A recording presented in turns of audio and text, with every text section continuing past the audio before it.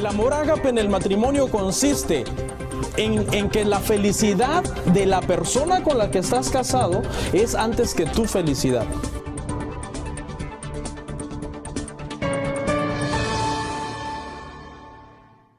De hecho, la Biblia es el libro más vendido de la historia, el más leído, y muchos cristianos no tienen una Biblia, tienen varias. Pero no se trata de tener muchas Biblias, sino de leer la palabra del Señor. Amén. Así que bienvenidos. El día de hoy, hermanos, vamos a ver nuestro tema número 4. Estamos hablando una serie que se titula La doctrina del pecado. Y el tema del día de hoy, hermano, va a estar muy interesante. Por favor, abra su Biblia conmigo en Romanos capítulo 7. Gloria al Señor. Romanos capítulo 7, verso 21. Allí en esa porción vamos a leer el día de hoy. Cuando lo consiga, por favor, póngase en pie un par de minutitos para que leamos.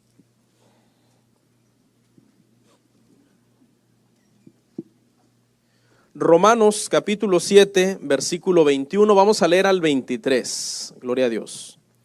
Romanos 7, 21 al 23. Dígame un amén cuando lo consiga.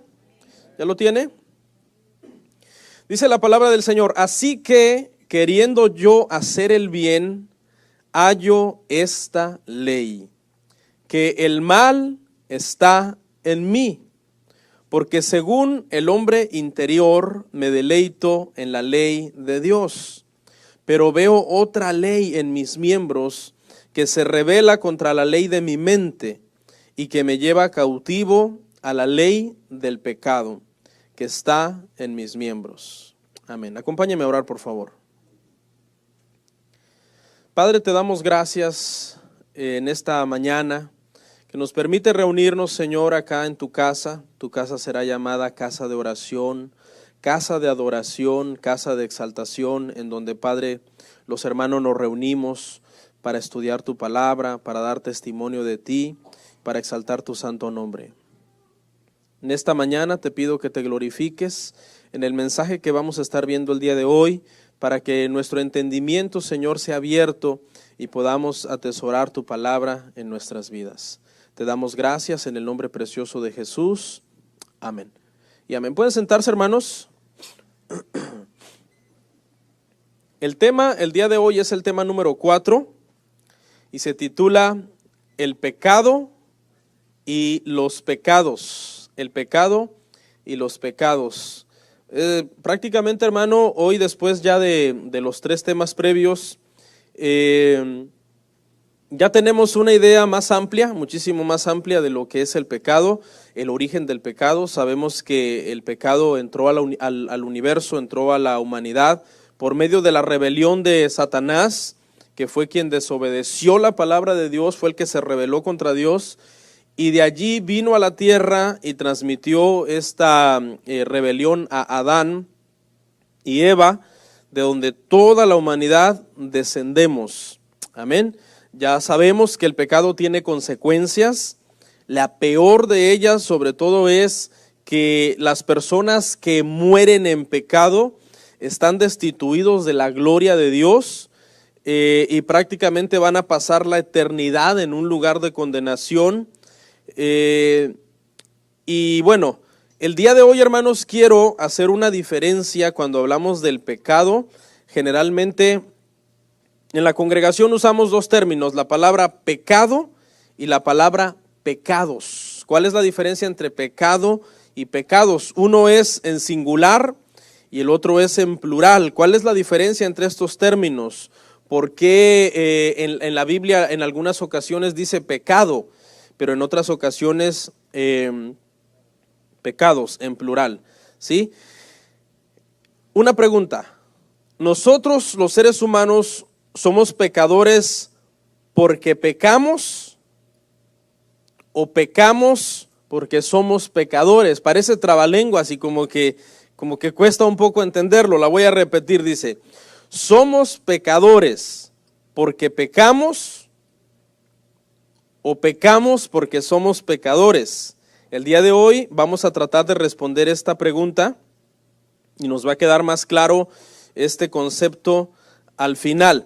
En uno de los estudios previos, hermanos, nosotros estuvimos aprendiendo de que las personas al nacer destituidas de la gloria del Señor, nacemos en el pecado de Adán. Adán cometió pecado de rebelión contra la palabra de Dios, desobedeció los mandamientos de Dios, y desde allí todos los descendientes de Adán nacemos, dice la Biblia, destituidos de la gloria del Señor. Todos nacemos con esa tendencia a la maldad, con esa tendencia a hacer lo malo. No es a hacer lo bueno, como muchas gentes creen. Muchas gentes piensan que los seres humanos, su naturaleza es la bondad. Pero no es así. La naturaleza de los seres humanos en la que nosotros nacimos es hacia la maldad. Por eso todo mundo hace lo malo de forma natural. Desde los niños recién nacidos, no hay que enseñarles a hacer lo malo. Ellos lo aprenden a hacer por sí solos. Ahora, aquí voy a hacer una pregunta interesante. Si usted nació siendo pecador, ¿por qué Dios puede condenar a un pecador si usted no pidió nacer así? Usted cuando nació ya traía el pecado de Adán en usted. Usted no lo eligió, no lo escogió, usted nació así. Esa es una pregunta que también el día de hoy vamos a contestar, ¿ok? Necesitamos entender entonces, hermano, la diferencia entre pecado y pecados. Número 1, vamos a estudiar la cuestión del pecado en singular. Romanos 7:21, ahí donde leímos al principio, dice: así que queriendo yo hacer el bien, hallo esta ley, que el mal está en mí. Este fue el apóstol Pablo. Él descubrió que su naturaleza estaba a hacer lo malo. En sus miembros, en su cuerpo, estaba a hacer lo malo. Él decía, yo quiero hacer el bien, pero me cuesta hacerlo. Yo me quisiera deleitar en la ley de Dios, dice. En mi mente yo me deleito en la ley de Dios, dice en los versos que continúa. Pero hallo, dice, que en mis miembros está el hacer lo malo, está el pecado. Entonces, el pecado, hermano, por medio de este versículo, nos damos cuenta de que es una naturaleza que ya los seres humanos traemos al nacer. Es algo que se transmite de padres a hijos. La palabra pecado en singular. ¿Ok? Se transmite de padres a hijos. Desde Adán se lo heredó a sus hijos, luego los hijos de Adán a los hijos de sus hijos, hasta que llegó a la generación de nosotros. Nuestros padres nos heredaron el pecado, se va transmitiendo genéticamente de padres a hijos. Vamos a ver Salmo 51:5, por favor. Salmo 51:5. Dice así, dice, he aquí en maldad he sido formado y en pecado me concibió mi madre. Este versículo, hermano, algunos lo han interpretado mal y dicen que cuando el rey David está hablando en este salmo, se refiere a que él era producto de un adulterio o que él era producto de era un hijo fuera del matrimonio, que su padre lo tuvo con otra mujer de forma ilegítima, pero eso es un error. Este salmo, si nosotros leemos el contexto, es un salmo de arrepentimiento. David había pecado contra Dios. ¿Se acuerda qué fue lo que hizo? Cometió dos pecados básicamente graves. El primero fue adulterio, o sea que se metió con la mujer de otro hombre. Y el segundo fue que cuando la mujer resultó embarazada, David mandó matar al marido de esta mujer. Cometió dos pecados prácticamente graves. Pero David está diciendo algo muy interesante aquí en este salmo, porque él está diciendo que aparte de esos pecados que él cometió, él ya desde que él había sido engendrado, él ya tenía pecado en sí. Entonces prácticamente lo que David está tratando de entender o lo que David está tratando de comunicarnos es que hay una naturaleza caída en el ser humano. El ser humano nace con una naturaleza ya hacia hacer lo malo. Y esa es una de las razones por las que él dice, yo llegué a cometer muchos pecados, ya en plural. Pero la raíz de esos pecados, él dice, es que yo fui formado en pecado, fui concebido en pecado. Prácticamente eso es lo que aplica a todos nosotros, hermano. Todos nosotros podemos tener muchos pecados personales, ¿no? Por ejemplo, David tenía pecados personales. Uno de ellos era que había adulterado. Tomó a Betsabé siendo una mujer casada. Y luego mandó a matar al esposo. Y luego su conciencia se cauterizó y no se dio cuenta que estaba en pecado. Esos eran los pecados de David en plural. Pero la raíz era que él había sido concebido en pecado. Desde el vientre de su madre, él ya era un pecador. Entonces, haga usted de cuenta, hermano, que los pecados son como las ramas. Pueden tener diferentes nombres. Los pecados personales de usted. Uno se puede llamar, bueno, no tanto de usted, sino de las personas que no profesan una fe cristiana, ¿no? Pero con esto no estoy diciendo que los cristianos no pecamos. Los cristianos pecamos todavía. Pero, por ejemplo, un incrédulo puede decir que él comete adulterio, homicidio, fraude, robo. Esas son las ramas de su árbol, son las ramas de sus pecados. Pero hay una raíz, ese árbol tiene una raíz. Y la raíz es el pecado con el cual él heredó desde el vientre de su madre. El pecado es una naturaleza del hombre sin Dios. El hombre sin Dios, su naturaleza es pecar. Mira, 58:3, por favor. Salmo 58:3. Mire lo que dice acá también David, hablando acerca de los hombres impíos, los que no tienen a Dios. Dice, se apartaron los impíos desde la matriz, se descarriaron hablando mentira desde que nacieron. Desde que nacieron, o sea, cada bebé al nacer es un ¿qué? Un pecador. Esto Agustín lo enseñó en los primeros siglos de la iglesia cristiana como el pecado original, que es el pecado con el cual ya todos nacemos, y estas son las bases bíblicas de dónde surge, dónde nace esta enseñanza, esta doctrina. Ahora, aquí una pregunta interesante. Cuando nosotros nos volvemos cristianos, hermano, nosotros ya no tenemos esa naturaleza pecaminosa. ¿Se desaparece esa naturaleza pecaminosa? Pablo lo explicó en Romanos 7:17. Mire, vaya conmigo ahí. Romanos 7:17 dice Pablo. Dice, de manera que ya no soy yo quien hace aquello, sino el pecado que mora en mí. Cuando Pablo dice esto, Pablo ya es cristiano, Pablo ya se ha convertido a Cristo. Está escribiendo esta epístola a la iglesia en Roma. Y él les dice, el pecado mora en mí todavía. O sea que los cristianos todavía estamos batallando con ese pecado, el pecado original que venimos arrastrando desde Adán. Y ese pecado es el que nos hace a nosotros cometer pecados. ¿Qué son los pecados? Los pecados son las transgresiones personales de que cada uno de nosotros cometemos. ¿Qué vino primero entonces, el pecado o los pecados? El pecado vino primero. Nacemos con el pecado ya instalado dentro de nosotros.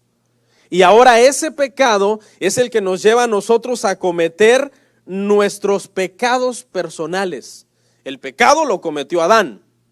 Adán desobedeció a Dios y nos lo heredó a nosotros. Ahora nosotros, por traer ya esa predisposición genética en nosotros de hacer lo malo, nosotros comenzamos a cometer ya nuestros propios pecados personales. Pero ojo, usted todavía tiene, dentro de usted tiene las dos clases de pecado. Pecado en singular, en singular sí, que lo viene arrastrando por herencia, porque aquí Pablo dice claramente el pecado todavía, dice Pablo, mora en mí. Y Pablo es cristiano. Entonces, usted, aún usted siendo cristiano, el pecado original mora en usted.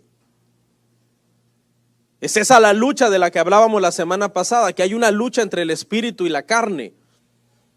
Sí, en la carne está instalado el pecado original y en el espíritu está instalado el deseo por agradar a Dios, por hacer la voluntad de Dios. Y esa es la lucha que todo cristiano lleva. Entonces, en conclusión, el pecado singular, ¿lo heredamos de quién? De Adán. Los pecados, plural, los cometemos nosotros personalmente. ¿Sí? El pecado usted lo heredó de Adán y los pecados es algo que usted ya cometió personalmente. Entonces, fíjese cuál es la diferencia entre nosotros y Adán. Adán fue creado perfecto y cuando Adán pecó, él se convirtió en pecador. ¿Ok? Nosotros nacimos pecadores. ¿Sí ve? Y porque nacimos pecadores es que cometemos pecado. Voy a tratar de explicarlo a ver si lo entendemos. Entonces, Adán llegó a ser un pecador porque pecó, no porque fue creado ya siendo un pecador. Usted nació ya siendo un pecador, por eso es que usted peca. Entonces, la pregunta que hicimos al principio es, nosotros primero somos pecadores, por eso es que pecamos. Somos pecadores, ¿por qué? Porque nacimos ya con ese pecado desde el principio. Fuimos engendrados desde que éramos un feto. Cuando el óvulo y el esperma se unieron, el esperma fecundó el óvulo, en ese momento usted se convirtió en un pecador. En un pecador. Mire, básicamente los pecados podríamos decir que son de dos tipos, los pecados en plural, los pecados que nosotros cometemos. El primero es el pecado contra Dios, el pecado contra Dios. En esta postura, el pecador dice, yo no quiero ser como Dios, yo no quiero tener la santidad que Dios tiene, la bondad que Dios tiene, sino que yo quiero ser mi propio Dios. Esa es la postura en donde nosotros pecamos contra Dios. ¿De dónde aprendimos eso? Eso lo aprendimos de Satanás. Satanás fue el primero que él no quiso ser igual a Dios en el sentido de santidad. Él dijo, yo quiero ser igual a Dios, igual al Altísimo, en el sentido de ser independiente, de no tener a quien darle cuentas. Vaya conmigo a Isaías, por favor, 14. Isaías 14:12 dice así, ¿cómo caíste del cielo, oh lucero hijo de la mañana? Cortado fuiste por tierra tú que debilitabas a las naciones. Tú que decías en tu corazón, subiré al cielo en lo alto junto a las estrellas de Dios, levantaré mi trono y en el monte del testimonio me sentaré. A los lados del norte, sobre las alturas de las nubes subiré y seré, dice, el diablo dice, seré semejante al Altísimo. O sea, seré autónomo, no le tendré que dar cuentas a nadie, sino que yo seré como Dios. Eso fue lo mismo que él vino a enseñar a Adán y a Eva. Le dice, no morirás, le dice, come el fruto, sino que sabe Dios que el día que comas seréis como Él, conociendo el bien y el mal. Y este pecado contra Dios es el que cometió Adán y Eva. Ellos, una vez que desobedecieron los mandatos de Dios, fueron echados del huerto del Edén y se volvieron autónomos, se volvieron independientes.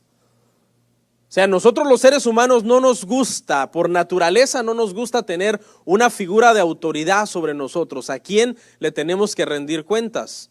Es esa lucha en la que constantemente nosotros estamos pecando contra Dios. Vea, la naturaleza de alguien cuando uno le llama la atención es rebelarse, es decir, no, yo lo hice así porque yo pensé que así era mejor. No, pero es que la palabra de Dios dice esto, siempre va a haber una resistencia. La palabra de Dios nos marca lo que nosotros tenemos que hacer. Y los seres humanos no les gusta estar bajo autoridad. No les gusta hacer lo que Dios dice que las personas tienen que hacer. El segundo pecado, dijimos el primero es el pecado contra Dios. Mire, el segundo es el pecado contra su palabra. En la primera postura el pecador dice, yo no quiero ser como Dios. En esta postura el pecador dice, yo no quiero hacer lo que Dios dice. Yo no quiero obedecer su palabra. Yo no quiero estar sometido a sus mandamientos. Yo quiero vivir mi vida, yo quiero hacer mi vida como yo quiera, tratar de ser feliz a mi manera. Y hay una rebeldía contra la palabra del Señor. Ahora voy a hacer una pregunta aquí, hermano. Si un bebé nace siendo pecador, ¿por qué un bebé va al cielo? Cuando un bebé muere, sabemos que cuando está en un estado de inocencia, el bebé muere. Pero ¿por qué va al cielo? Porque nosotros sabemos que va al cielo, la Biblia lo enseña, más adelante lo vamos a ver, si en él está el pecado ya. No es consciente, pero hay una explicación, hay una respuesta bíblica más exacta que vamos a ver, y es que Dios hace una diferencia entre el pecador y el culpable. Todos los seres humanos somos pecadores desde que nacemos, pero no todos los seres humanos son culpables. Todos los niños cuando nacen y todavía no alcanzan el estado de conciencia, Dios les considera inocentes, porque no les puede culpar del pecado que ellos no cometieron, porque ese pecado lo cometió Adán, ellos simplemente lo heredaron, y la respuesta está en la palabra de Dios. Mire, vamos a ver en Romanos 5:12, nos enseña, hermano, que todos somos pecadores. Dice, por tanto, como el pecado entró en el mundo por un hombre, y por el pecado que entró, la muerte, así la muerte pasó a todos los hombres, por cuanto todos pecaron. Entonces, ¿por qué los bebés van al cielo? Vamos a ver qué es lo que, delante de Dios, ¿quiénes son culpables de pecado? Romanos 5:13, por favor.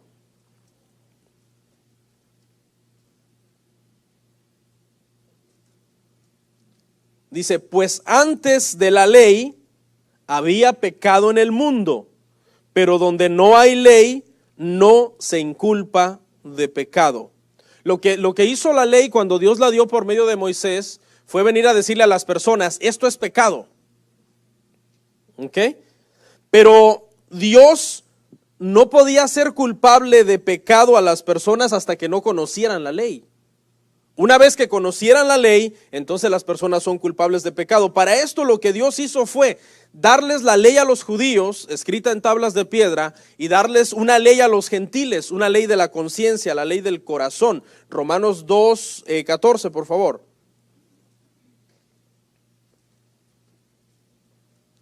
Romanos 2:14 y 15 dice, porque cuando los gentiles que no tienen ley hacen por naturaleza lo que es de la ley, estos, aunque no tengan ley, son ley para sí mismos, mostrando la obra de la ley escrita en sus corazones, dando testimonio su conciencia y acusándoles o defendiéndoles sus razonamientos.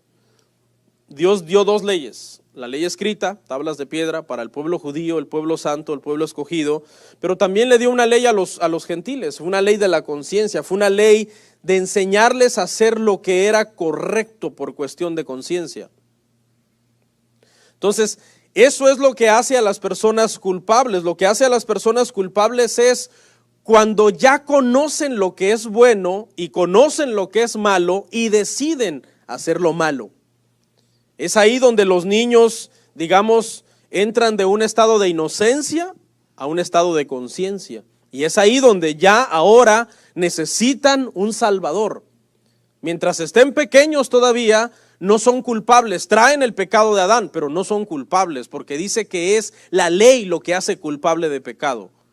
Cuando los niños comienzan a razonar y a decir, ok, ahora ya sé yo distinguir entre lo bueno y lo malo, y decido voluntariamente hacer lo malo, es ahí donde la ira de Dios comienza a encenderse contra esa persona, porque esa persona ahora ya es culpable de los pecados que está cometiendo. Ya pasa solamente de tener solo el pecado de Adán, ahora a cometer pecados personales. ¿Alcanza a ver la diferencia? Se necesitan tres cosas para ser culpables de pecado. Número 1, ser descendiente de Adán. ¿Cuántos aquí son descendientes de Adán? Todos, a menos que alguno de ustedes pues crea en la evolución y diga, no, es que mi abuelito está por allá en un zoológico. No creo. No. Si usted es descendiente de Adán, usted es culpable de pecado.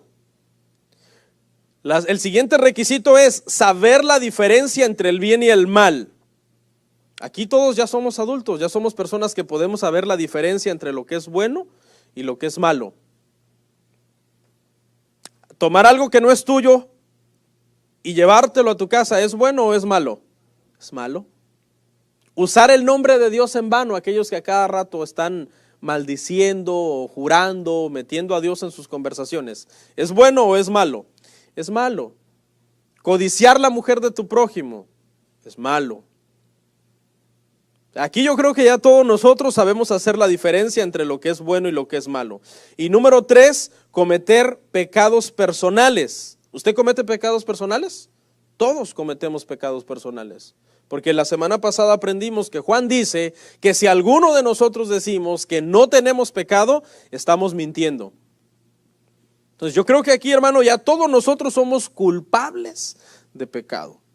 Ahora, la buena noticia es que esa culpa, lo que hizo Jesús fue llevarla a la cruz, para que nosotros fuéramos justificados. Esa es la doctrina de la justificación. La doctrina de la justificación nos enseña que Jesús tomó nuestro lugar en la cruz, y el castigo de Dios fue sobre él. Isaías 53 dice que el precio de nuestra paz, el castigo que él recibió, fue para que nosotros tuviéramos paz.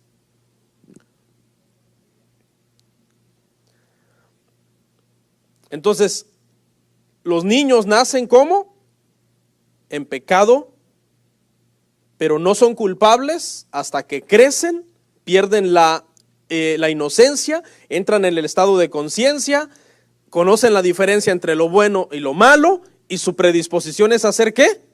Lo malo. ¿Por qué? Por el pecado que está instalado en ellos. Vamos a ver unos ejemplos. Deuteronomio 1:39, por favor. Dios no hace culpable del pecado de Adán a las personas hasta que no alcanzan un estado de conciencia. Dice, y vuestros niños, de los cuales dijisteis que servirían de botín, y vuestros hijos, escucha esta parte aquí importante, que no saben hoy lo bueno ni lo malo, ellos entrarán allá, y a ellos la daré, y ellos la heredarán. La primera generación de israelitas que salieron de Egipto no entraron a la tierra prometida porque eran rebeldes, porque pasaban quejándose toda la vida, pasaban anhelando regresar a Egipto. Cuando fueron a espiar la tierra dijeron, no, es una tierra llena de gigantes, ahí nos van a matar. Les faltaba fe. ¿Se acuerdan? Solamente Caleb y Josué tuvieron fe. Pero los demás comenzaron, dice, a meterle miedo al pueblo. No vayamos, hay gigantes. A traer tropiezo al pueblo. Dios les dice, esa tierra se la voy a dar solamente a los niños de ustedes, que todavía no saben hacer la diferencia entre lo bueno y lo malo. Todos los demás quedaron fuera. Sabemos que solo Josué y Caleb, que eran personas de fe, pudieron entrar a la tierra prometida. Y la nueva generación de niños que no podían hacer diferencia entre lo bueno y lo malo. Esa es la razón por la que cuando un niño muere, Dios lo deja entrar al cielo. Trae el pecado de Adán, pero no es culpable porque no sabe hacer diferencia entre el bien y el mal. Todavía la ley no ha venido a despertar su conciencia. Eso es lo que hace la ley. Cuando uno comienza a conocer los mandamientos de Dios, no matarás, no robarás, no tomarás el nombre de Dios en vano, no codiciarás las cosas de tu prójimo, no mentirás, no hurtarás. Todos los mandamientos que la ley tiene son más que solamente los 10 mandamientos que conocemos.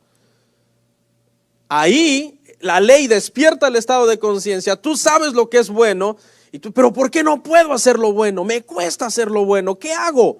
Pablo les dijo a los romanos, para que el pecado ya no se enseñoree de vosotros, porque ahora ustedes ya no están bajo la ley, sino bajo la gracia. Lo vimos la semana pasada.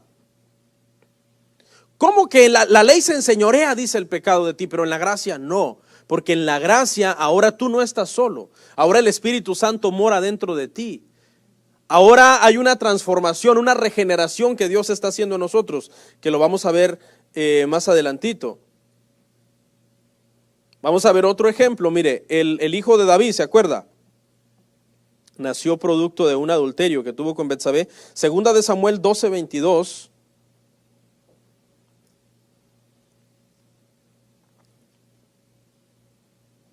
Mire lo que pasó con este niño. Dice, él respondió, viviendo aún el niño, yo ayunaba y lloraba diciendo, ¿quién sabe si Dios tendrá compasión de mí y vivirá el niño? Mas ahora que ha muerto, ¿para qué he de ayunar? ¿Podré yo hacerle volver? Esto lo deberían de leer algunos que luego cuando se mueren niños en algunas iglesias ha pasado, hermano. Según algunos líderes dicen, no, Dios me reveló que lo va a resucitar. Y lo llevan a la iglesia, empiezan a orar por él. Ya tiene 3-4 días de muerto el niño y no se lo quieren. No sé si han visto esos casos en las noticias. Pues deberían de leer aquí porque David dice, ya se murió, ya para qué sigo ayunando. David hubiera tenido esa mentalidad, hubiera dicho, no, voy a seguir ayunando para que Dios lo resucite, ¿no? Hasta muchas veces la policía ha tenido que intervenir y quitarle los cadáveres que ya están en un proceso de descomposición. Y el líder de ahí dice, no se lo lleven porque Dios me ha dicho que lo va a resucitar. Hay gente que quiere llevar el evangelio a un extremo de religiosidad y fanatismo exagerado. David ya se murió, ya tráiganme comida. Dice, mas ahora que ha muerto, ¿para qué de ayunar? ¿Podré yo hacerle volver? Dice, yo voy a él, mas él no volverá a mí. Ahora, con esto no estoy diciendo que Dios no puede resucitar a un muerto. Dios lo puede hacer, pero Él es soberano y Él lo hace si quiere y cuando quiere y como quiere. ¿Qué pasó con este niño? Este niño se salvó. Y David dice, yo voy a ir al niño. David está hablando de la salvación de él. Mas el niño ya no podrá venir a mí. Nació en pecado, traía el pecado de Adán, pero el niño fue salvo. ¿Por qué? Porque estaba en una edad de inocencia. Algunos teólogos lo llaman a esto la edad de la responsabilidad, aunque en realidad no hay una edad estipulada. Usted tuvo un estado de inocencia cuando fue niño, pero no se sabe a qué edad lo perdió. Depende la malicia de la gente con la que se haya juntado, la instrucción de los padres. Yo creo que nosotros los padres podemos influir bastante en la edad en que nuestros hijos puedan perder su estado de inocencia y pasar a un estado de conciencia. Pero no hay una edad exacta, no se puede determinar a qué edad ya nuestros hijos necesitan ahora profesar fe en Cristo para ser salvos. Yo creo, en mi opinión personal, y hago un llamado a los padres, que nuestros hijos por ahí de los 9, 10 años, 11 años, depende el ambiente en el que se hayan desarrollado, 9, 10, 11, 12, quizás algunos hasta tardíamente a los 13 años van perdiendo la inocencia, quizás, lo dudo, En esta época en donde los niños de 7 años saben manipular un teléfono a diestra y siniestra, quién sabe si no desde los 6 años ya saben hacer diferencia, ya entienden muchas cosas que las hacen ya por maldad, ya no solamente por el pecado de Adán, sino por un pecado personal ya que yo quiero hacer. Pero yo sí haría un llamado a los padres a que observen eso, porque quizás, mire, yo a mis hijas que van a cumplir 11, yo les he enseñado desde niñas, por muchos años, hija, tú no eres cristiana, pero desde mi punto de vista, tú estás en un estado de inocencia en donde si mueres vas al cielo. Pero ya la última vez que yo tuve una conversación con ellas, me di cuenta que ellas ya no están seguras de eso. Ya no están seguras de su estado de inocencia. Inocencia, entienda, no es de que muchos entienden que cuando una niña pierde su inocencia es porque tuvo relaciones. No, aquí estamos hablando de cosas espirituales. Aquí estamos hablando del pecado de Adán y Eva, que cuando ellos desobedecieron a Dios, conocieron ¿qué? El bien y el mal. Y tuvieron conciencia de lo bueno y lo malo.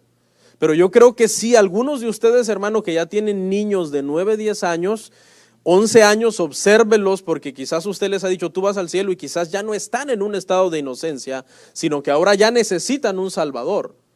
Y es en esa edad más o menos en donde ya entonces nosotros tenemos ya que formalmente dirigirlos al Evangelio y decirles, bueno, tienes que empezar a estudiar la Biblia, tienes que comenzar a pensar ya en Dios, en Jesús como tu Salvador, porque quizás ya estás en una edad de que si mueres ya no serías salvo o salva. No sé, solamente usted conoce a sus hijos. Por ejemplo, con los preadolescentes debemos de tener mucho cuidado, porque quizás usted ha estado engañado que todavía su preadolescente es salvo, entonces se muere, es salvo, pero quizás ya pasó de la inocencia a la conciencia y ahora hay que dirigirle al Evangelio. No sé si me doy a entender, hermanos. Si alguna vez al predicar, hermanos, digo algo que lo enredó, lo confundió, tranquilo, acérquese y se lo aclaro, ¿no? Porque hace 8 días, por ejemplo, hablando del pecado de muerte, sentí como que alguna gente no lo entendió, pero yo solo puedo aclarar ¿verdad? Tranquilo, no se preocupen. Más adelante a ver si tocamos un poco ese tema. ¿Ok? Entonces, ¿qué es lo que nos condena a nosotros? Prácticamente, hermano, lo que a nosotros nos condena es los pecados personales de nosotros. El pecado de Adán no nos condena, podemos morir en un estado de inocencia, somos salvos, pero ese pecado es el que nos lleva a cometer pecados y esos pecados son los que traen la condenación para el pecador. ¿Cuál será la solución? Solamente hay una solución. No hay dos, no hay tres, no, solamente hay una. Se llama Jesucristo. Esa es la única solución. Él fue el Cordero de Dios enviado a la tierra para quitar el pecado del mundo. El pecado del mundo. Y los pecados también. La Biblia habla de los dos en plural. Entonces ya dijimos que nuestro problema, hermano, consta de dos partes. El pecado que traemos de Adán, el cual nos lleva a cometer pecados personales. Y los pecados personales son los que nos hacen culpables. Ese es el problema. Nos hacen culpables porque los pecados personales son los que ya nosotros los hacemos a sabiendas de que no es lo correcto. Pero Dios traerá juicio de todo pecado. Mira, vaya conmigo a Eclesiastés 12, 14. Dios juzgará los pecados grandes, pequeños, privados, públicos. Todos los pecados serán juzgados por Dios. Eclesiastés 12, 14 dice, porque Dios traerá toda obra a juicio, juntamente con toda cosa encubierta, sea buena o sea mala. Dios es justo, hermanos. Él juzgará hasta el más pequeño e insignificante de todos los pecados que nosotros cometamos. Y en la eternidad hay tiempo, no se preocupe, que hay tiempo. Él tendrá tiempo de sentarse con usted y de juzgarlo por cada pensamiento, por cada palabra, por cada acción, por cada omisión. La buena noticia es que Cristo murió por los pecados de los pecadores. ¿Por qué? Porque Dios es amor, Dios es misericordioso. Entonces Él mismo fue el que proveyó la forma para que nosotros, hermano, podamos ser salvos y no recibamos el castigo por esos pecados. Primera de Corintios 15:3.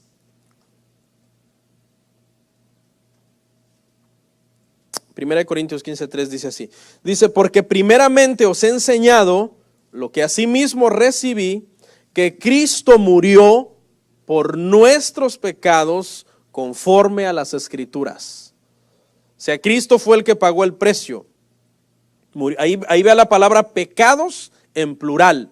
Los pecados que usted comete. Cada vez que usted vea la palabra pecados en plural en la Biblia, son los pecados personales, las transgresiones personales. Pero Jesús también murió por el pecado de Adán. Segunda de Corintios 5:21.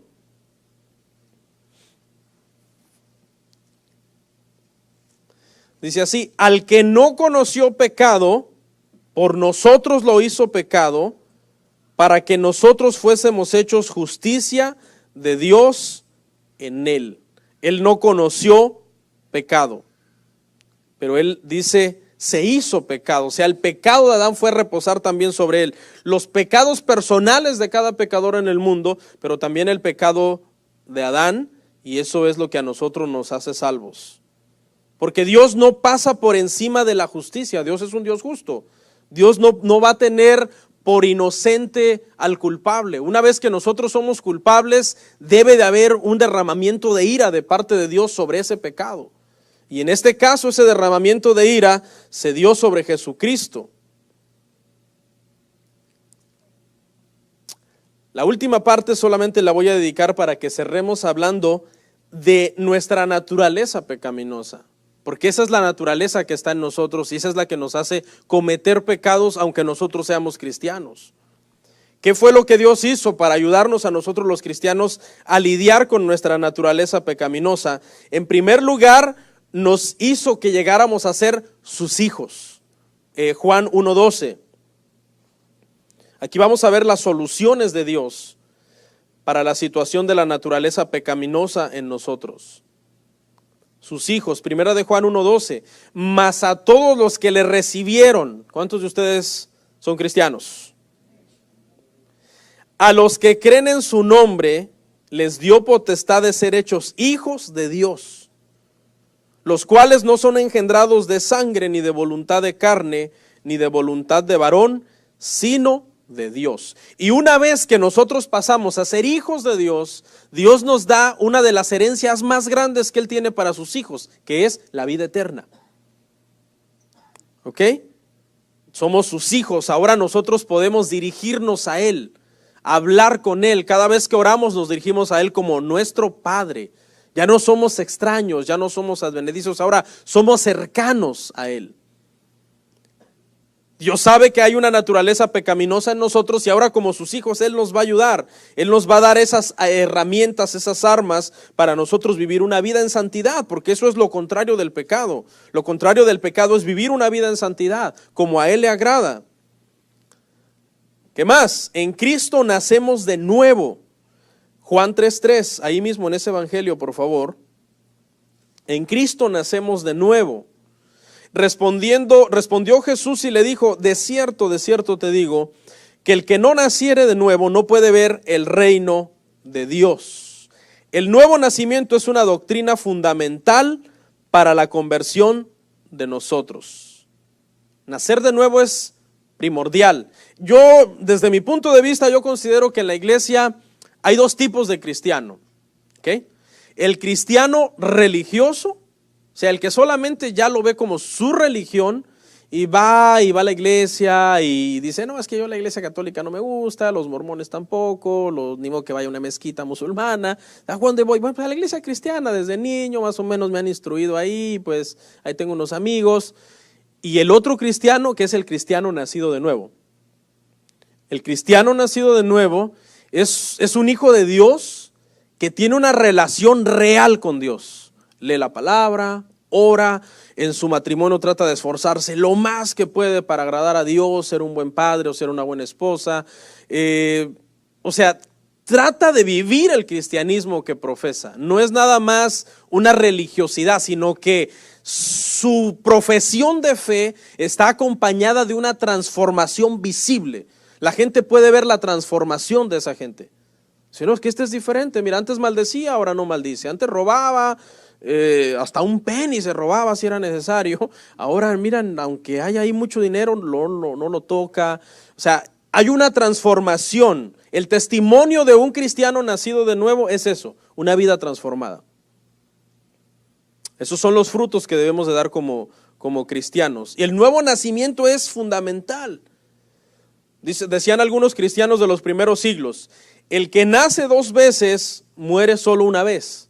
¿Cómo que el que nace dos veces muere solo una vez? Bueno, para nacer dos veces se nace así. La primera vez se nace de los padres, por voluntad del papá, la mamá y la carne, la sangre, hay todo eso, ¿no? Uno nace, biológicamente hay un nacimiento. Pero el segundo nacimiento es el nacimiento espiritual. Uno es confrontado con la palabra de Dios, tú te das cuenta que Dios es un Dios santo que demanda de ti que si tú vas a ser su hijo, vivas de acuerdo a sus mandamientos. Entonces ahí tú naces de nuevo y ahora dejas la vida de pecado que llevabas sin restricción, donde hacías lo que querías, lo que bien te parecía, maldecías a Dios si era necesario, ni creías en Él, y ahora te ajustas a vivir como Él manda que tú vivas.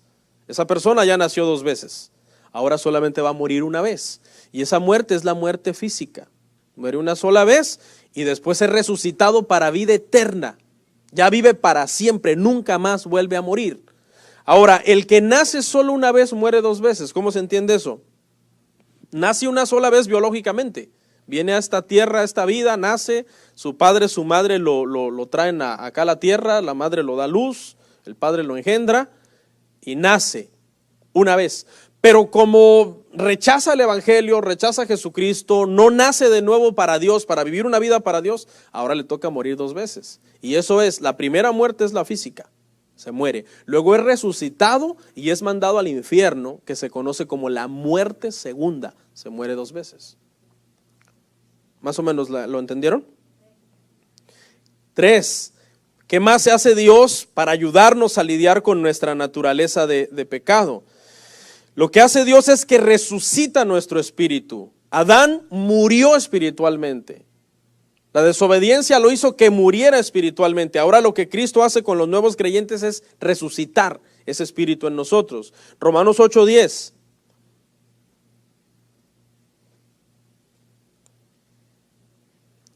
Dice, pero si Cristo está en vosotros, el cuerpo en verdad está muerto a causa del pecado, mas el espíritu vive a causa de la justicia. El espíritu vive dentro de nosotros. Estamos ahora ya no, como dice aquí, muertos a causa del pecado, sino ahora estamos muertos al pecado. Hay dos tipos de muerte también aquí mientras nosotros estamos vivos. Están los que están muertos en el pecado y los que están muertos al pecado.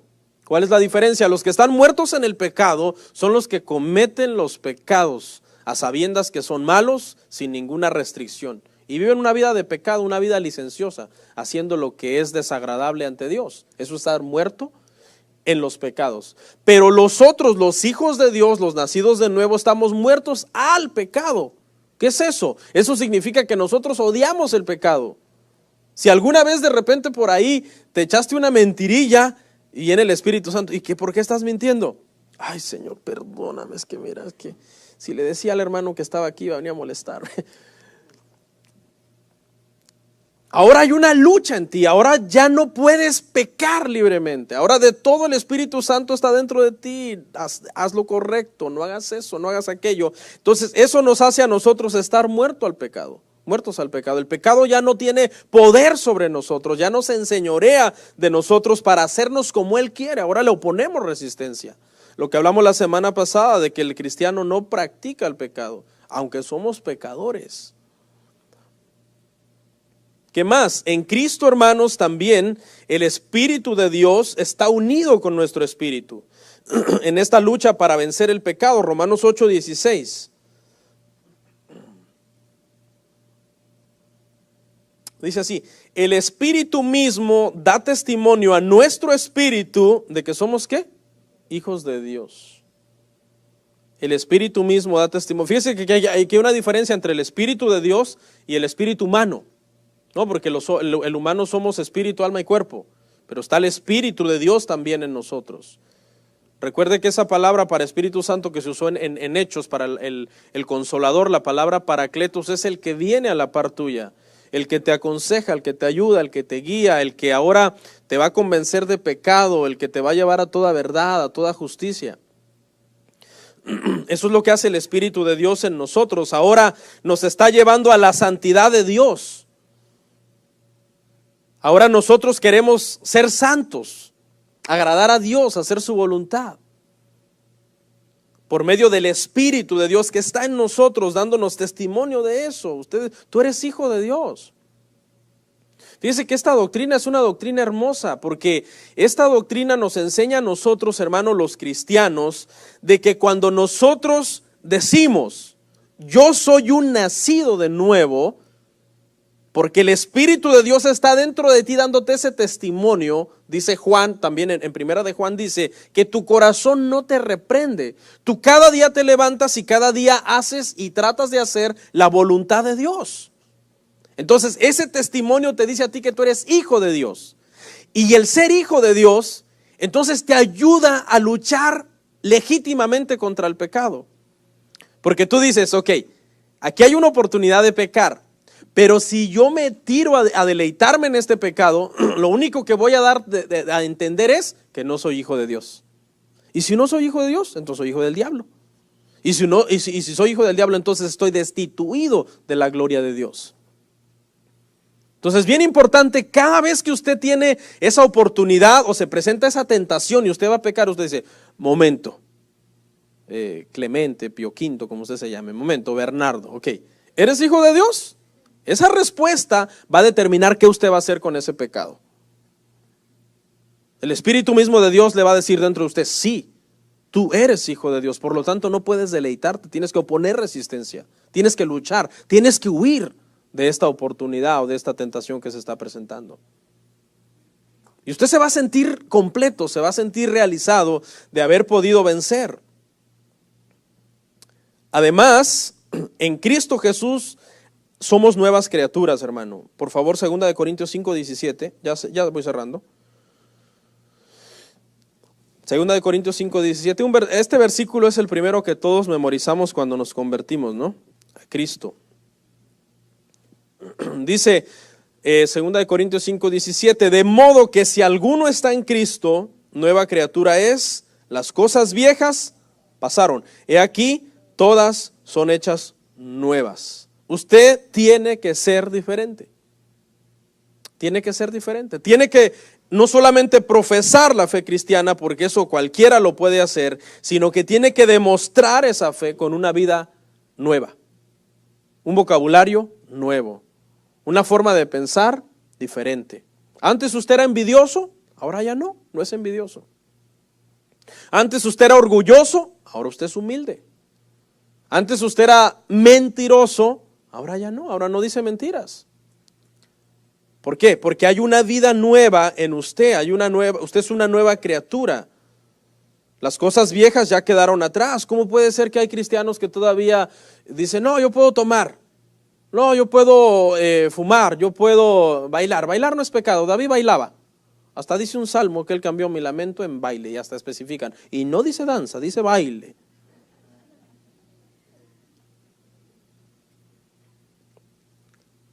No, porque ahora usted es una nueva criatura, las cosas viejas pasaron. Hay una diferencia, hay un antes, hay un después. Se puede ver esa diferencia, la gente puede dar testimonio.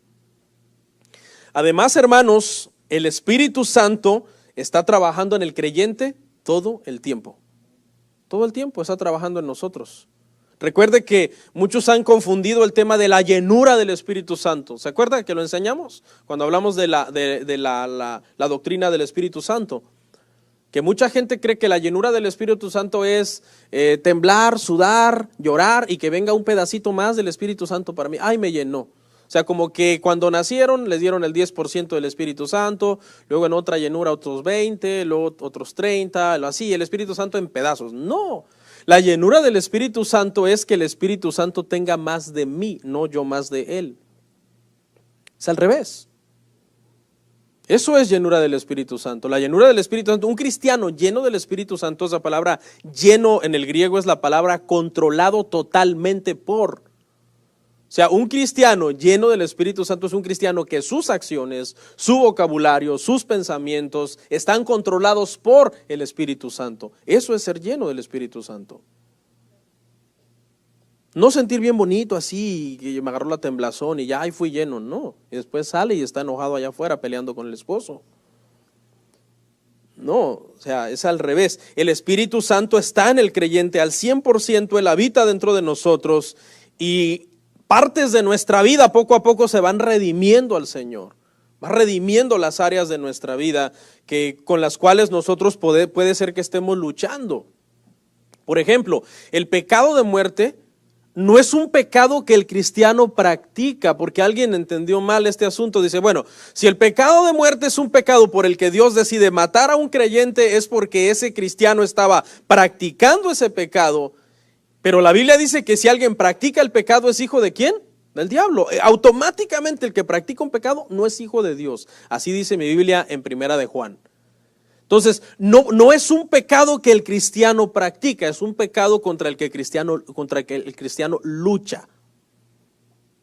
Ese es el pecado de muerte. El cristiano está luchando contra un pecado, pero ese pecado está siempre trayendo derrota sobre la persona, sobre la vida de ese cristiano. Es ahí cuando Dios decide llevar o quitar al creyente. Ese es el pecado de muerte. Pero el cristiano no practica el pecado. Mire, Tito 3:5, para que hablemos de la obra que el Espíritu Santo hace en nosotros.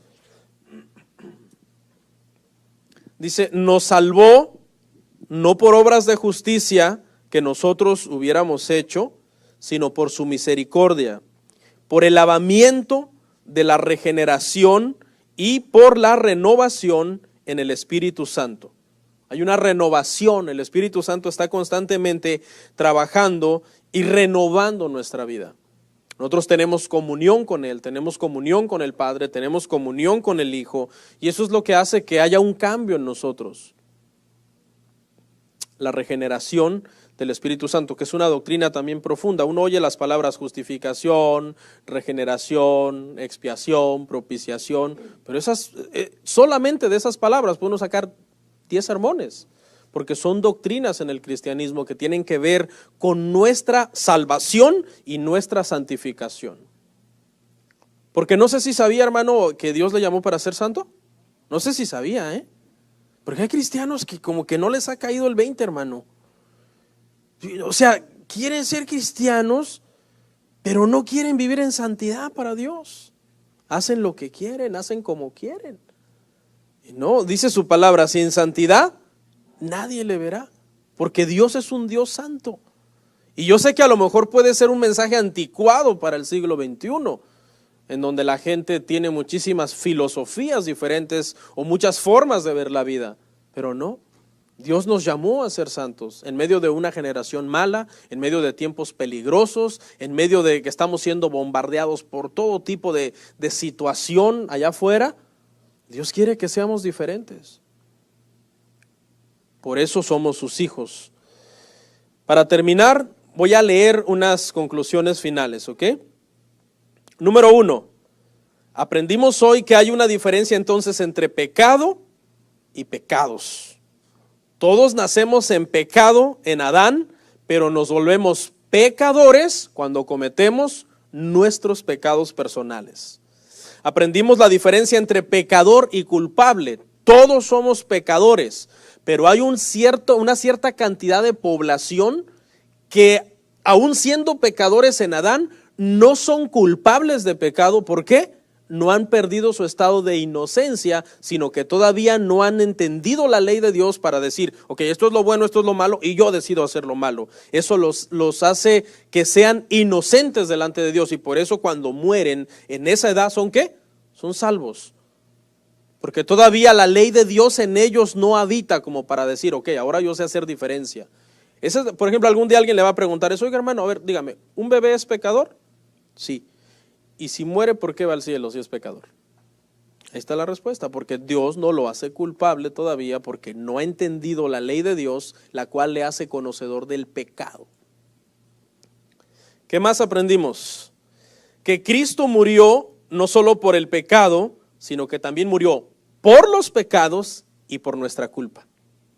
O sea, Cristo nos quita los pecados y también nos quita la culpa para que nosotros podamos ser salvos. Aprendimos que Cristo nos da un nuevo nacimiento espiritual, una nueva vida, una nueva naturaleza. El Espíritu Santo está trabajando en nosotros, regenerándonos constantemente para vivir la santidad que Dios espera de nosotros. Aprendimos también que llegamos a ser hijos de Dios cuando nosotros nos arrepentimos de nuestros pecados y ponemos toda nuestra confianza en Jesús para nuestra salvación. Y por último, hermanos, les quiero decir que la obra de la cruz es la obra más importante de la historia. Es lo más grande que Dios ha hecho por ti, si tú eres hijo de Dios, es haber dado a su Hijo para que tú seas salvo. Si a partir de allí Dios decidiera no darnos nunca nada más, jamás, ya nos dio suficiente. O sea, si uno al ser cristiano, al ser salvo por el sacrificio de Jesús, Dios decidiera, sabes que ya no te voy a dar nada, nunca más. Uno tiene que estar eternamente agradecido porque lo que nos dio es hasta mucho. ¿Por qué? No lo merecíamos. Nosotros no merecíamos ese sacrificio para que nosotros fuéramos salvos. Por lo tanto, hermanos, los invito entonces a no menospreciar ese sacrificio, a no menospreciar esa crucifixión del Señor, que es la que nos da una nueva vida en el Señor. Tenemos una nueva naturaleza divina, pero también sabemos que hay una naturaleza que traemos de Adán. Por eso los cristianos a veces, ¿qué? Pecamos. ¿Por qué? Por las dos naturalezas. La naturaleza divina, somos hijos de Dios, pero la naturaleza de Adán que venimos arrastrando, la cual nos puede hacer que cometamos pecados personales. Pero ahora en Cristo sabemos, hermano, que al ser sus hijos, Él está con nosotros. El Espíritu Santo está llevándonos a la santificación que Él quiere para que demos los frutos dignos de arrepentimiento que su palabra demanda. Amén. Vamos a orar.